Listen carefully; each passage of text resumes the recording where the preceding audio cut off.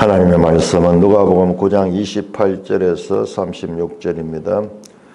9장 28절 이 말씀을 하신 후 8일쯤 되어 예수께서 베드로와 요한과 야고보를 데리고 기도하시러 산에 올라가사 기도하실 때 용모가 변화되고 그 옷이 휘어져 광채가 나더라. 문득 두 사람이 예수와 함께 말하니 이는 모세와 엘리야라. 영광 중에 나타나서 장차 예수께서 예루살렘에서 별세하실 것을 말할세. 베드로와 및 함께 있는 자들이 깊이 졸다가 온전히 깨어나 예수의 영광과 및 함께 선 두 사람을 보더니 두 사람이 떠날 때에 베드로가 예수께 여짜오되 주여 우리가 여기 있는 것이 좋사오니 우리가 초막셋을 짓되 하나는 주를 위하여 하나는 모세를 위하여 하나는 엘리야를 위하여 하사이다 하되 자기가 하는 말을 자기도 알지 못하더라. 이 말할 즈음에 구름이 와서 그들을 덮는지라.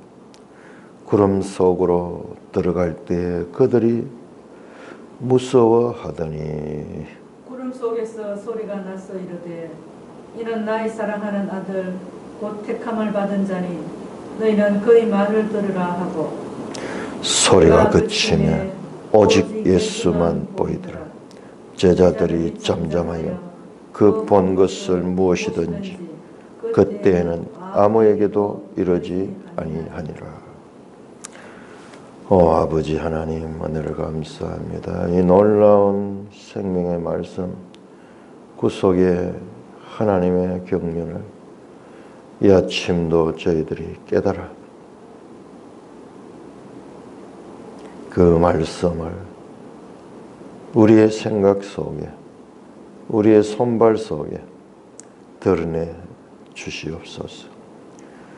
우리 주 예수 그리스도 이름으로 감사하며 기도드리옵나이다. 아멘. 자, 다시 우리 9장 처음부터 돌아갑니다. 9장 전체는 제자들의 포커스를 맞춘 그와 같은 내용이라는 것을 우리가 놓치지 말아야 돼요. 9장 전체에 제자라는 단어가 사도라는 단어와 함께 가장 많이 나오는, 어떤 면에서 복음서 전체에서도 가장 많이 나오는 부분입니다. 자, 9장 1절부터 보시면은 12제자를 주님께서 이제 보내셔서 그들에게 주님께서 하시던 하나님 나라를 전파하고 병든 자를 고치게 하는 그런 능력을 주시고 그들을 보냈습니다. 그래서 제자들이 가서 복음을 전하며 병을 고치고 주님께 돌아왔습니다.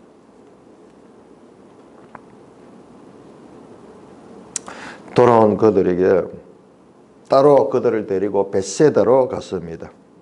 말씀드렸죠. 지금 현재 이 에롯 안티파는 예수에 대해서 그 사이에 보면은 9장 7절에서 9절, 그러니까는 10절 이후로 오병이어 기사가 나오는데, 오병이어 기사와 그 다음에 그 앞에 제자들을 파송하는 그 사이에 헤롯의 반응이 나와요. 헤롯이. 이 사람이 누군가?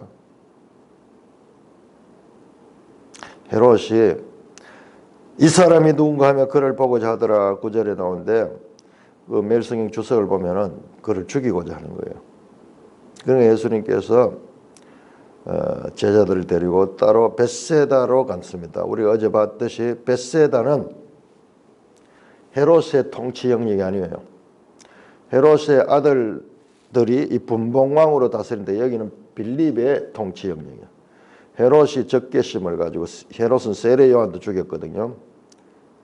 그래서 이제 그 헤롯을 피했다고 볼 수 있어요. 헤롯의 통치 영역을 벗어나서 이 벳세다에서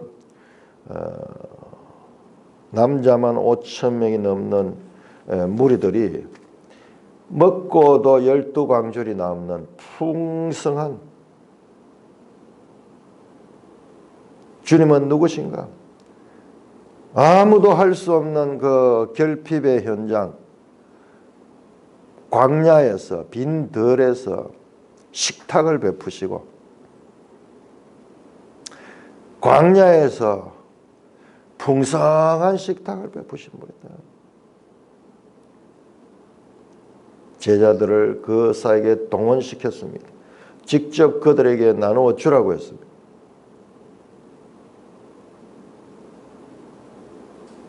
이와 같은 12 제자가 이와 같은 주님의 능력을 체험하고 난 다음에 9장 18절부터 예수님께서 제자들을 묻습니다. 따로 기도하시고 제자들에게 이제 점점 제자들이 자신을 알아가는 것을 확인합니다.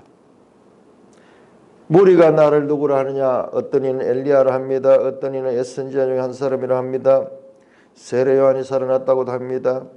너희는 나를 누구라 하냐? 그 질문에 베드로가 하나님의 그리스도십니다. 예수님에 대하여 바르게 고백하는 그와 같은 일에 들었었습니다. 주님은 이 순간을 얼마나 기다리는지 몰라요. 평행복음서 마태복음 16장에 보면은 이 장면에 주님이 너무 기뻐합니다. 바요나 시모나 네가 복이 있도다. 이를 알게 하니는 혈육이 아니요 하늘에 계신 내 아버지시니라. 그러면서 너는 베드로다. 내가 이 반석 위에 내 교회를 세우리라 하는 그 말씀이 여기서 집중해서 튀어나옵니다. 누가복음은 이 부분을 단순하게 처리하고 있습니다. 이 대답이 나올 때까지 기다렸습니다. 21절을 보면은 아직 이 같은 내가 메시아라는 것을 딴 사람께 이러지 말라. 왜? 내가 가야 될 길이 있다. 너희가 생각하는 메시아의 길은 영광이지만 나는 가야 될 길이 뭐냐? 22절입니다. 고난을 받고 죽음을 당하고 그리고 부활하는 이 과정을 겪어야 된다. 영광의 그리스도가 아니라 우선 현재는 고난의 그리스도를 너희가 경험해야 된다. 제자들이 예수님의 길이 어떠하며 제자들이 어떠한 길을 가야 그 주님이 가신 길을 자취를 따라가는 거예요. 자취를 따라가. 자, 우리 베드로 전서 2장 우리 한번 볼까요?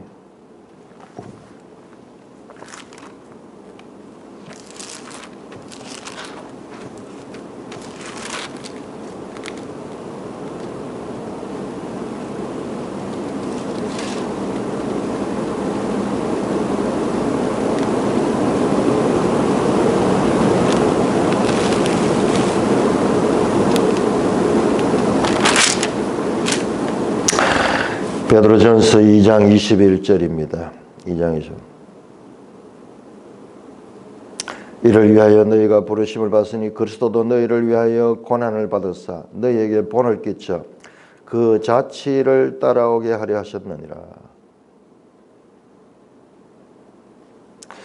그리스도를 믿는다는 것은 바로 그리스도를 따르는 것인데 누가복음 9장 23절에서 말합니다. 누구든지 나를 따라오려거든. 베드로전서 2장 21절은 그리스도도 너희를 위하여 고난을 받은 것 너희에게 본을 끼친 것이다. 그 자취를 따라오게 하렸다. 그러니까 그리스도의 고난을 이야기하고 난 다음에 제자들이 십자가의 길을 가야 될 것을 말씀하시는 게 지금 이 부분. 베드로가 그리스도가 고난 받으신 길은 우리가 따라가야 될 그와 같은 길이다. 자기를 부인하고 자기 십자가를 지고 따를 것이다. 제자가 어떻게 살아야 될 것인가를 가르쳐 주십니다. 그리고 제자가 어떠한 길을 가야 될 것인가를 가르쳐 주는 거죠. 지금 계속 제자에 대한 가르침이 지금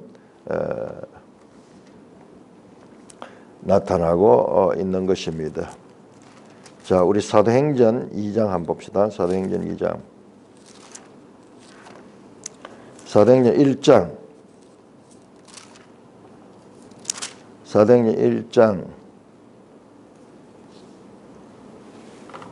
1절 보세요. 1절. 사도행전은 누가행전이라고 말했죠. 데오빌로에게 보내는 편지입니다.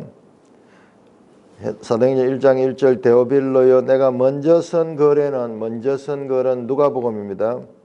누가복음의 내용이 뭔가 여기 요약됐어요. 무릇 예수께서 행하시며 가르치기를 시작하신부터 그가 택하신 사도들에게 성령으로 명령하시고 성천하신 날까지의 일을 기록했냐. 여기 누가복음의 내용이 예수님께서 행하시는 것, 가르치시는 것, 그리고 사도들을 택하서 그들에게 말씀하신 것, 그리고 아직 나오지 않지만은 이제 십자가를 거쳐서 성천하시는 내용까지 것이 나왔다. 그 사도들을 택한 사도들에게 성령으로 지금 명하시는 겁니다.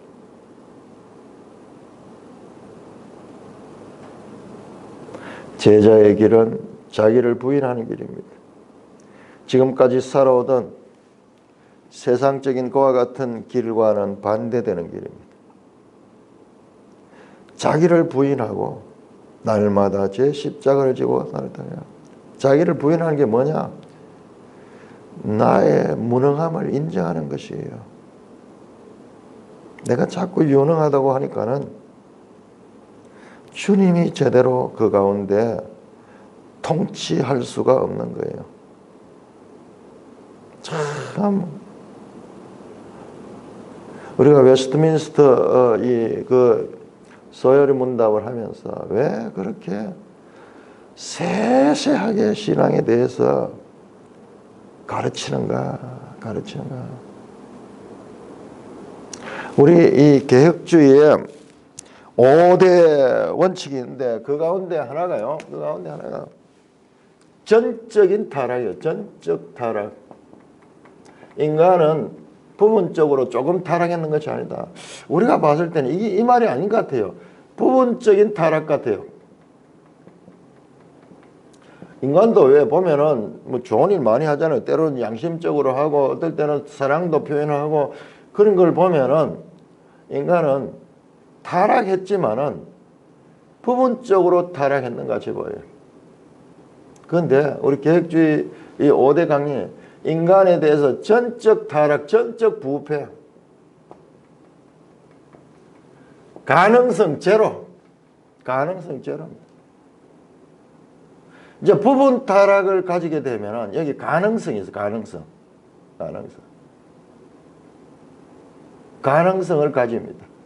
그 가능성을 가지는 것이 점점 펼쳐지게 되면은 나중에 자기가 성경을 판단하고 자기가 성경을 재단하는 거예요. 이건 아니고 저건 아니고. 자유주의 신학이 바로 그거예요. 내가 중심이에요. 그래서 이 말씀은 아니고 이 말씀도 아니고 이 말씀은 기고 이런 식으로 해서 남는 게 뭐냐? 인간의 이성과 합치되는 내용들, 이런 오병이어 기적 같은 거 이런 것들은 전부 신화적인 거고 도덕적이고 윤리적인 삶을 살아가는 것, 이웃을 사랑하라는 것, 뭐 이런 것만 남는 그 결과적으로 오늘날에 와서 동성애를 인정하고 차별금지법을 주장하면서 교회가 자성자박, 심지어는 저 공산주의, 무신론 공산주의 사상을 지지하는 데로까지도 이어지는 것이 여기서 나와요. 여기에. 이게 전부 교회 안에서 나오는 거예요. 이재철 목사님이 내가 요즘 참 관심 있게 보는데 미국 워싱턴에 가서 이 사격하는 내용이 계속 그 유튜브에 떠올라와요. 안 볼라 해도 들어봤는데 그분이 예언을 하더라고요. 앞으로 한국 개신교는 급격하게 쇠락하게 될 것이고 천주교는 그 개신교에서 나온 사람들이 천주교로 다 가게 될 것이다. 한 10년 전인데 그때 통계를 이야기를 하면서 우리 한국교회가 그 당시 한 800만 된다 그러고 천주교가 한 500만 된다. 그런데 천주교가 배로 성장했대요. 그 왜 그랬나 뭐 쭉 설명하는데 그 말씀을 교회가 제대로 행하지 않기 때문에 그렇다. 사실요. 사실 그런 면이 많습니다. 우리가 상상하지 못한 그런 교회들이 많아요.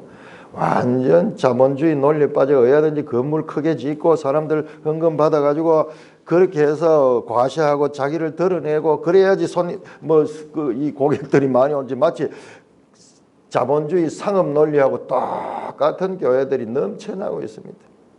사실 그래요, 사실.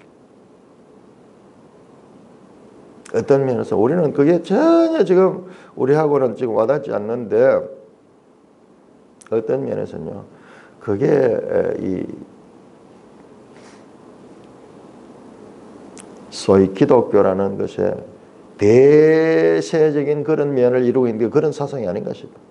그래서 성도들이 교회 안에서 도무지 그 경건함과 교회 안에서 그 뭔가 이 세상과 다른 것을 발견하지 못하니까는 천주교로 간다는 거예요. 천주교에 가면은 그런 분위기가 있잖아요. 의식이 있고요.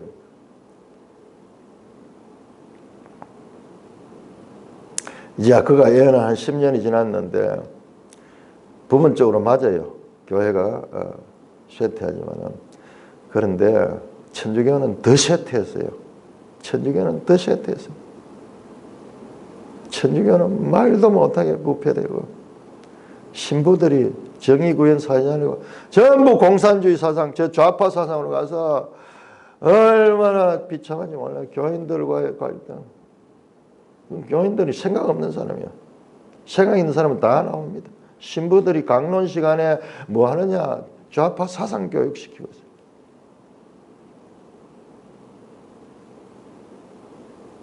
그 가운데 공산주의의 잘못을 인하고 신부들이 잘못된 신학에 빠진 것을 지적하는 사람들은 그 박홍 신부라고 아주 유명한 분이 계신데 그분도 돌아가시고 아무도 없어요.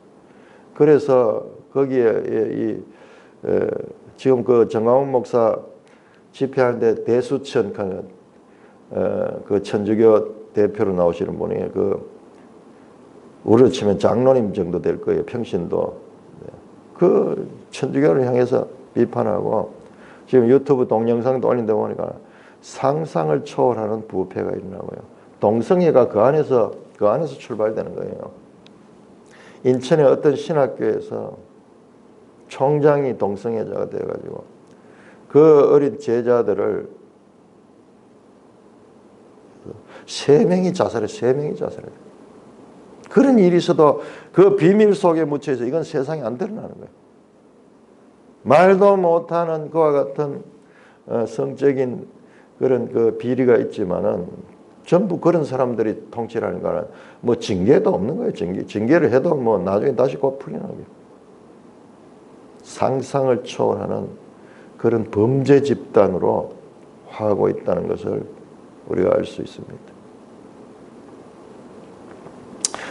그러나 우리 개신교회는 그런 면이 없지 않아 있지만은 그럼에도 불구하고 진리 가운데 있는 교회들은 더 진리에 밝아지고 있는 것도 현실입니다. 그러니까 자기가 보는 기준이 자기 보는 기준에서 보니까는 그런 것 같아요.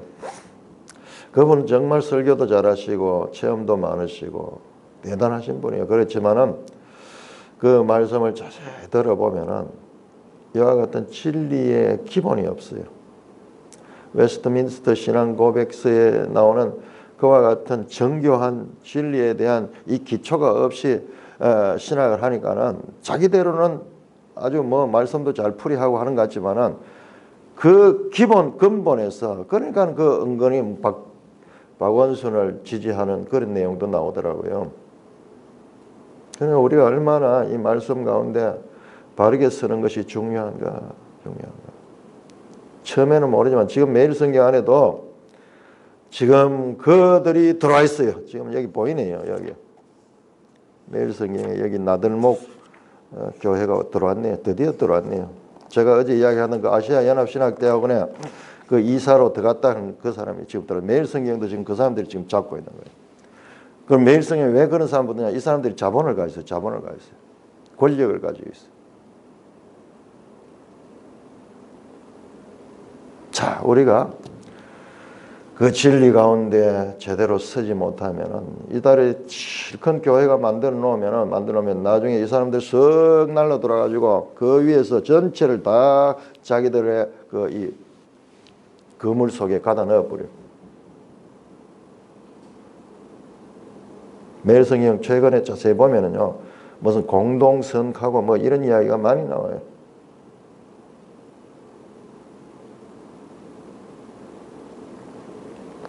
자, 그렇게 우리가 진리 가운데서 제자도를 간다는 것은 쉽지 않은 그런 문제다. 제자들도 배워가고 있습니다. 우리가 말씀을 바르게 알아야 됩니다. 자기를 부인하고 날마다 제 십자가를 지고 나를 따를 것이다. 내 생각, 내 감정, 내 뜻이 아니라 나의 육적인 소원이 아니라 그것은 죽이고 이게 죽여져야지 하나님의 말씀이 말씀대로 제대로 보이는 것이다. 그래서 말씀합니다. 누구든지 제 목숨을 구하지 않으면 잃을 것이요 영생을 잃게 됩니다. 자기의 현재의 자기를 확대하고 자신의 이 생각을 살리고자 하면은 누구든지 나를 위하여 제 목숨을 잃으면 살아날 것이다. 자기 부인이 그리스도에서는 이것은 가장 기본적인 원칙입니다. 25절에서 사람이 만일 온 천하를 잃고도 자기를 잃든지 빼앗기든지 하면 무엇이 유익할 것이냐. 이 세상 모든 것을 지배하는 그와 같은 제국을 소유할지라도 그가 영생을 잃게 되면 아무 의미가 없는 거예요. 그냥 야망의 포로가 되어가지고 스스로 멸망하는 길밖에 없는 것입니다. 그러므로 누구든지 26절에 나와 내 말을 부끄러워하는 자, 그 말씀을 부끄러워하고 그 말씀을 뭔가 이게 그대로 믿지 못하는 것, 그대로 믿지 못하는 것. 그러면은 인자도 그를 부끄러워할 것이다. 27절 내가 참으로 너에게 이르노니 여기 있는 사람 중에 죽기 전에 하나님 나라를 볼 자도 있느니라. 자, 그 말씀을 하신 후에 이 말씀을 하신 후 8일입니다. 자, 오늘 본문입니다. 자, 이렇게 연결시키지 아니하면은 그 말씀을 제대로 알지 못해요. 자, 이 말씀을 하신 후, 자, 9장 전체가 제자도에 관한 말씀이며, 그 다음에 이제 자기 부인과 십자가의 길과 그리고 그렇지만은 여기 중에서 하나님 나라를 볼 자가 있을 것이다. 그러니까는 다 보는 것이 아니라 일부가 볼 자들도 있느니라 그렇게 말씀하셨죠. 자, 이 말씀을 하신 후 8일쯤 돼요. 자, 8일 참 놀랍죠. 왜 날짜가 여기 8일이라는 날짜가 나오는가? 성경을 자세히 살펴보면 이런 용어들이 아주 중요합니다. 성경에 이런 용어들이 아주 중요해요. 왜 갑자기 며칠 후가 아니라 그냥 8일쯤 돼요. 이 말씀을 하신 후 8일쯤 돼요. 8일은 이 사람들은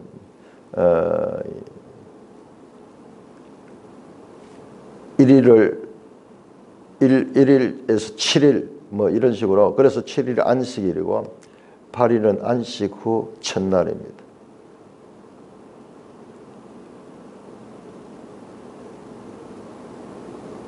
예수께서 베드로와 요한과 야고보를 데리고 그 제자들 가운데 세 사람을 데리고 왔습니다. 기도하러 산으로 올라가셨다. 자, 이 산이 어느 산인가? 산의 이름이 나오지 않습니다. 그래도 우리가 성경을 연구하는 사람들은 이 산을 무슨 산인가 알고 싶어 하겠죠. 자, 우리 지도 한번 보겠습니다. 지도 333쪽.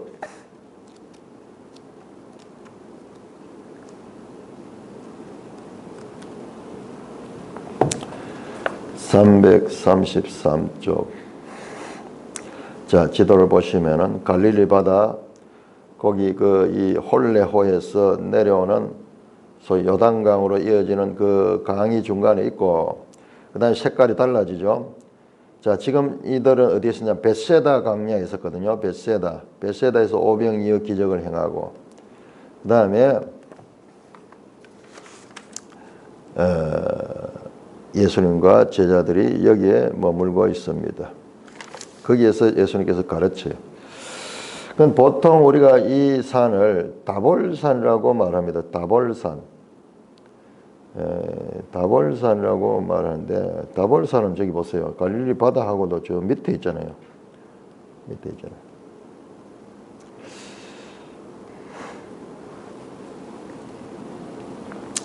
그런데 혹자는 이 산을 저 위에 보는 변화산, 헬몬산 있죠. 헬몬산.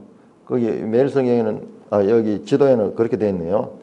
헬몬산을 바로 예수님이 변화한 산으로 추정하는 곳이다. 그렇네요. 요건 이런 견해고, 어떤 견해는 다볼산한데 여기에 맞을 것 같아요. 왜냐 그러면 예수님 지금 여기 이쪽으로 와 있거든요. 그리고 가이사라 빌립보에서 제자들이 고백을 했습니다. 그러니까는 벳세다에 와서 지금 여기 장소 이동에 대해서는 성경이 말씀 안 하고 있기 때문에 그런데, 다른 복음서와 연결을 해서 보면은 벳세다에만 머물지 않고 가이사라 빌립보에 가서 여기에서 나오네요.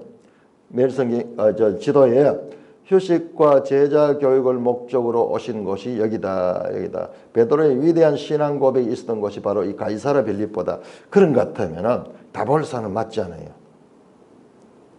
이 말씀을 하시고 8일쯤 되어가지고 예수님께서 이 산으로 갔으니까. 그러니까 이쪽에서는 제자 교육할 때에는 이 소위 헤롯 왕의 어떤 그런 이 무력적인 그런 위협을 완전히 피할 수 있는 곳이었습니다. 이쪽에서는 거의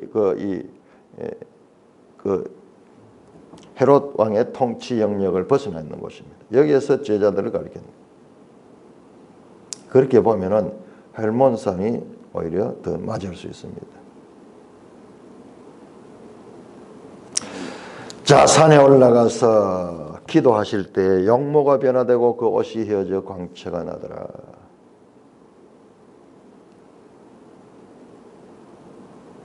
마치 출애굽기에 모세가 얼굴에서 빛이 나듯이 예수님께서 용모가 되어 그 옷이 휘어져 광채가 납니다. 모세보다 더 큰 이로 예수 그리스도가 여기에 지금 등장하고 있습니다. 문득 두 사람이 예수와 함께 말해요. 그러니까 예수님만 있다가 갑자기 두 사람이 등장하면서 예수님과 말하는데, 이는 모세와 엘리야라. 그런데 모세와 엘리야인지 어떻게 알 수 있어요? 이름을 써가지고 나왔는가? 그런데 우리가 이 영적인 세계에 들어가면 알게 돼 있어요. 그냥 알게 돼요.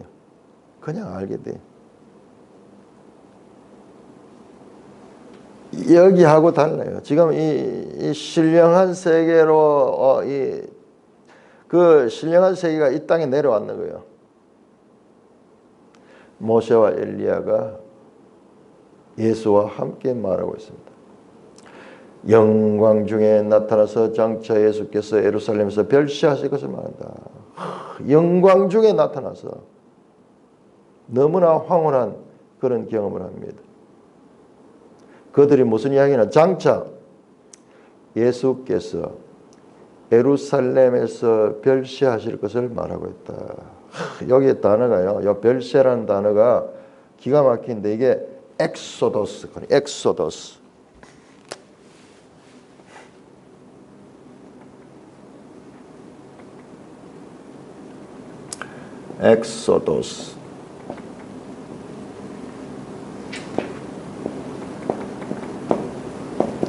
여기 뭐냐? 탈출하다가 출애굽할 때 출애굽이라는 말을 출애굽기를 엑소더스로 그래요. 떠난다. 매일 성경에 거기에 주석이 나오네. 별세로 번역 헬라어 엑소더스의 기본 뜻은 떠남으로, 여기서는 십자가 고난 부활 성천을 가리킨 동시에 출애굽을 의미한다. 옛 삶에서 옛 시대에서 떠나서 새 시대로 들어간다. 애굽 땅에서 나온다. 가나안 땅을 향하여 나오듯이 아주 놀라운 단어를 씁니다. 엑소더스 했다. 일단 우리 별세한다 하면 돌아가신다는 죽음을 나타내는 거죠. 죽음에 이어서 부활과 성천을 가리킵니다. 예루살렘에서 별세하실 것만 예루살렘에서 별세하실 것을 말합니다.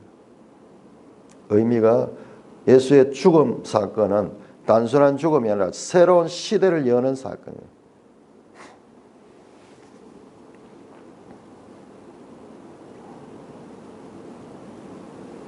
자, 이 죽음에 관한 말씀은 우리 앞절에서 나왔습니다. 예수님께서 자신이 십자가에 죽으실 것을 미리 말씀한 제자들이 말씀. 그리고 제자들에게도 계속해서 말씀, 자기를 십자가를 져라. 자기의 죽음들을 가르쳤습니다. 그 다음에 예수님께서 다시 별시하실 것을 말합니다. 32절입니다. 베드로와 및 함께 있는 자들, 그러니까 야고보, 요한 세 사람이죠. 함께 이제 깊이 졸다가 지금 이 순간에 또 제자들이 아마 이 산이 높은 산이고 이렇게 해서 올라갈 때도 힘이 들었던 것 같아요.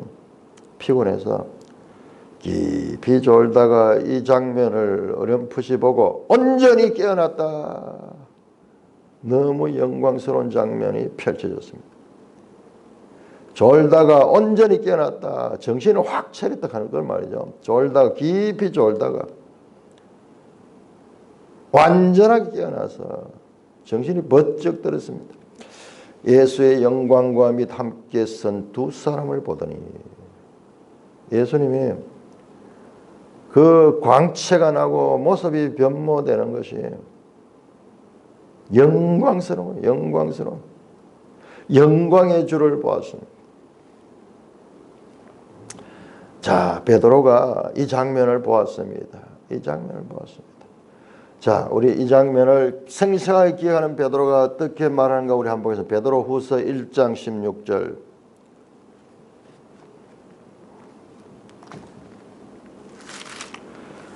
베드로 후서 1장 16절에서 베드로는 이때 경험했던 이 장면을 이렇게 말씀하고 있습니다. 1장 16절부터 보겠습니다. 우리 주 예수 그리스도의 능력과 강림하심을 너에게 알게 한 것이 교모히 만든 이야기를 따른 것이 아니요, 그냥 상상으로 무슨 이 만들어낸 이야기 아니고 우리는 그의 크신 위엄을 친히 본 자라. 이 영광의 위엄스러운 것을 친히 베드로는 보았습니다. 그때 지극히 큰 영광 중에 이런 소리가 그에게 나기를, 이는 내 사랑하는 아들이여 내 기뻐한 자라 하실 때 그가 하나님 아버지께 존귀와 영광을 받으시나. 이 소리는 우리가 그와 함께 거룩한 산에 있을 때 하늘로부터 난 것을 들은 것이라. 지금 이 장면을 향해, 이 장면, 지금 이 변화산의 이 경험을 베드로가 생생하게 받는 거예요.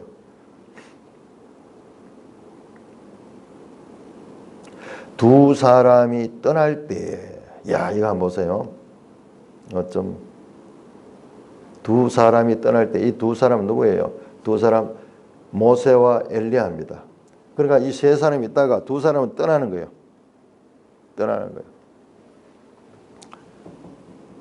그때 베드로가 예수께 여짜오되, 주여, 우리가 여기 있는 것이 좋사오니 우리가 초막 셋을 짓때 하나는 주를 위하여 하나는 모세를 위하여 하나는 엘리야를 위하여 하사이다 하되 두 사람이 떠났는데 떠나지 못하고 그냥 여기 머물거든.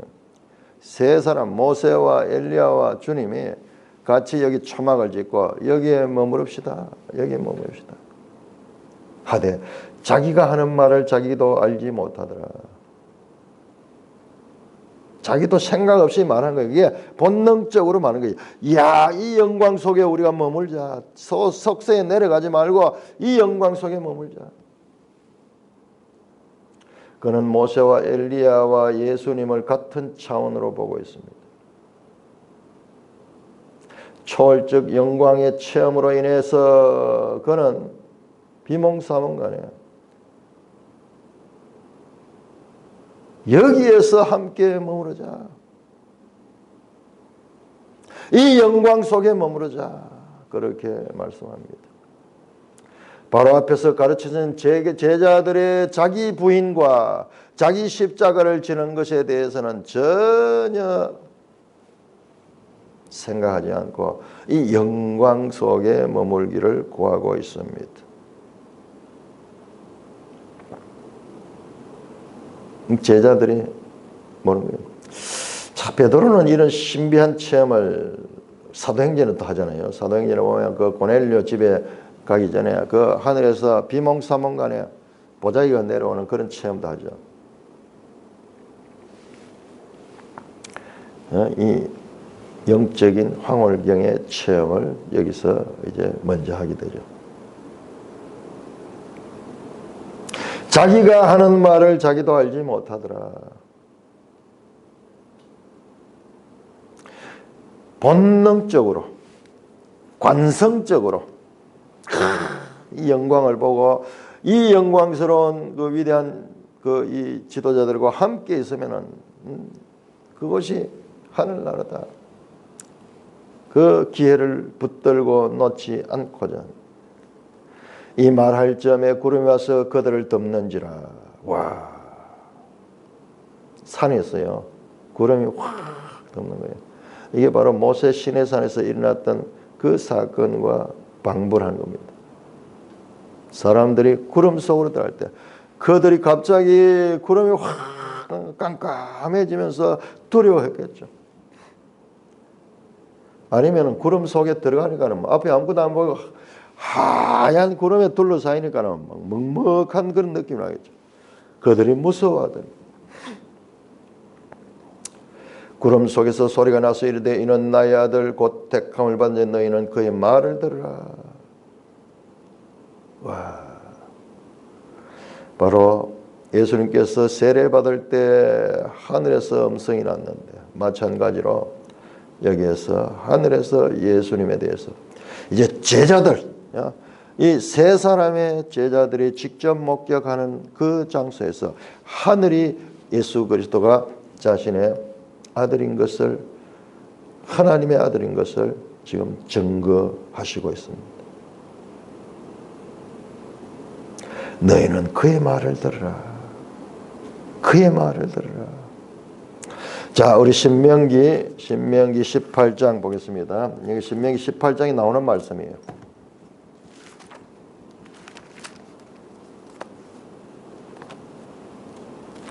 신명기 18장에서 선지자 제도에 대해서 말씀하시면서 이 말씀입니다. 신명기 18장 15절 내 하나님 여호와께서 너희 가운데 내 형제 중에 너를 위하여 나와 같은 선지자 하나를 일으키니 너희는 그의 말을 들을지니라. 너희가 그 말, 선지자, 이 모세를 통해서 말씀하신 이 선지자, 이 궁극적인 그와 같은 이 선지자로 오신 분이 누구냐? 바로 예수 그리스도예요. 예수님은 모세보다 더 큰 분이시고 엘리야보다 더 큰 분이시고 엘리사보다 더 크신 분이다. 구약의 위대한 선지자들, 위대한 하나님의 사람들이 궁극적으로 가리키는 것이 바로 예수님입니다. 그런데 베드로는 같은 수준에 그렇게 보고 있는 거예요. 너희는 그의 말을 들으라. 이제는 모세의 말과 엘리야 말이 아니라 그분의 말씀이 소리가 그침에 오직 예수만 보이더라. 자, 보세요. 여기 중요한 단어입니다. 소리가 그침에 오직 예수만 보이더라. 두 사람은 없어져 버려. 두 사람은 퇴장하고 오직 예수만 보이더라. 예수스 모노스 only Jesus. 이제 새로운 시대예요. 새로운 시대. 모세와 엘리야는 퇴장하고 only Jesus, 예수스 모노스, 예수 그리스도 혼자, 예수 그리스도만, 예수 그리스도의 말씀으로만 구원을 받게 되는 것을 말씀합니다. 예수 그리스도로만 충족하다. 오직 예수. 제자들이 잠잠하여 그 본 것이 무엇이든지 그때는 아무것도 말이야. 너무 놀라운 장면을 보고 뭔가 말할 수 없는 것과 같은 감동에 사로잡혀서 잠잠해지고 그 본 것을 그때는 아무에게도 이르지 아니라 당분간은 뭔가 할 말을 잃어버립니다.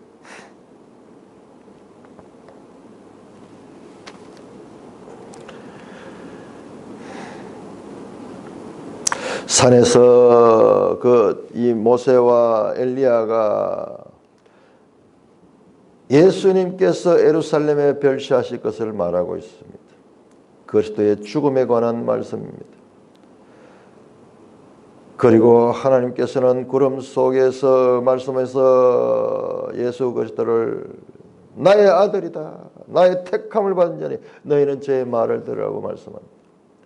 너희들은 그리스도가 죽어서는 안 된다고 생각하지만 고난을 받고 죽는 것이 필요하고 주장하는 그의 말이 옳으니 너희는 그의 말을 들으라는 준엄한 판결을 하는 소리입니다. 모든 논란의 종지부를 찍습니다. 그리스도는 모세와 엘리야를 통해 말씀하신 대로 죽음의 길을 가게 되어 있습니다. 예수 그리스도의 소명은 고난과 죽음이었고 그 길을 통해서 구원의 주로 나타나는 것이었습니다. 오늘 앞에서 너희가 예수님께서는 무엇을 들을까 주의하라 그렇게 말씀했습니다.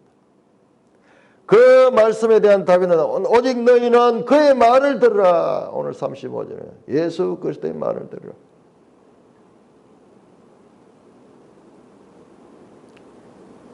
제자들의 책임성을 두드러지게 묘사하고 있습니다. 제자들은 그의 말씀을 들어야 될 사람입니다.